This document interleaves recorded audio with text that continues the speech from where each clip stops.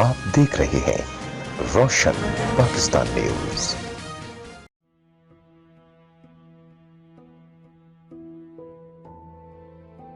2007 سے پہلے 27 دسمبر ایک عام سا دن تھا، لیکن 12 سال سے یہ آہوں آنسوں اور سسکیوں کے ساتھ محترمہ بینظیر بھٹو کو یاد کرتے ہوئے گزرتا ہے۔ اسی روز لیاقت باغ کی قتل گاہ سے جمہوریت کا علم چن کر نکلی تو کس کو خبر تھی کہ صفاق دہشت گرد گھات میں ہے اور آج کے بعد وہ شہید جمہوریت کہلائیں گی۔ عالم اسلام اور پاکستان کی پہلی خاتون وزیر اعظم شہید محترمہ بینظیر بھٹو نے لازوال سیاسی جدوجہد کا آغاز جنرل ضیاء کی آمریت کو للکارتے ہوئے کیا۔ 1986 میں جلا وطنی ترک کر کے وہ لاہور پہنچی تو 10 لاکھ سے زائد کارکنوں نے ان کا استقبال کرتے ہوئے ایک نئی سیاسی تاریخ رقم کر دی۔ ایٹمی طاقت سے ملک کا دفاع ناقابل تسخیر بنانے اور جنگی قیدیوں کو بھارت کی قید سے آزاد کروانے والے قائد عوام وزیر اعظم ذوالفقار علی بھٹو کو ایک جھوٹے مقدمے میں پھانسی پر لٹکائے جانے کا غم ابھی تازہ تھا۔ ان کی سیاسی جانشین کی حیثیت سے پیپلز پارٹی کی قیادت سنبھالتے ہی پرجوش بینظیر بھٹو نے جمہوریت بہترین انتقام ہے کا نعرہ لگایا اور ملک کی سب سے زیادہ طاقتور سیاسی شخصیت بن گئیں۔ آکسفورڈ سے تعلیم یافتہ اور عالمی سطح پر پہچان رکھنے والی نوجوان خاتون کو سیاسی میدان میں آمریت سے مقابلہ درپیش تھا۔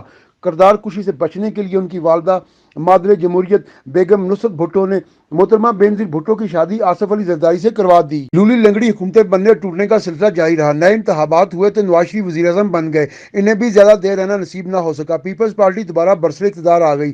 محترمہ بینظیر بھٹو نے وزارت عظمیٰ کا منصب ایک بار پھر سنبھال لیا۔ ضیاء باقیات پھر حرکت میں آئیں اور پیپلز پارٹی کے اپنے ہی صدر فاروق لغاری کے ذریعے بدعنوانی کے الزامات لگوا کر اقتدار سے باہر کر دیا۔ محترمہ بینظیر بھٹو نے اپنے دونوں ادوار میں کارکنوں کے زخم پر مرہم رکھا۔ امریکہ کی مخالفت کے باوجود شمالی کوریا سے میزائل ٹیکنالوجی لا کر دی، خواتین کے حقوق کا تحفظ کیا، اپنے بھائی میر مرتضیٰ بھٹو کے قتل کا دکھ دیکھا۔ حکومت ختم ہوئی تو مقدمات کے انبار لگ گئے، ان کے شوہر آصف علی زرداری کو گرفتار کر لیا گیا۔ ایک سے دوسری عدالت کے برآمدوں میں حاضر ہو کی صداؤں اور سیاسی انتقام سے تنگ آ کر سابقہ محترمہ شہید وزیر اعظم ملک ہی چھوڑ گئیں۔ 27 دسمبر کو رونما ہونے والا سانحہ انتہائی سنگین تھا، مگر مفاہمت کے بادشاہ آصف علی زرداری نے فہم و فراست کا مظاہرہ کرتے ہوئے کارکنوں کے انتقام کا رخ سوگ منانے کی طرف کر دیا۔ محترمہ شہید نظریات کی جنگ لڑتے لڑتے اس بحث دنیا سے چلی گئیں۔ ہمارے ادارے حتیٰ کہ سابقہ صدر پاکستان ہونے کے باوجود آصف علی زرداری اپنی بیوی کے قاتلوں کو پکڑ نہ سکے۔ اسکاٹ یارڈ جیسے مہنگے برطانوی تحقیقاتی ادارے سے کروائی گئی تحقیق بھی ایک طرح سے کھو کھاتے چلی گئی، جبکہ حکومتی خزانے کو ٹیکا لگایا گیا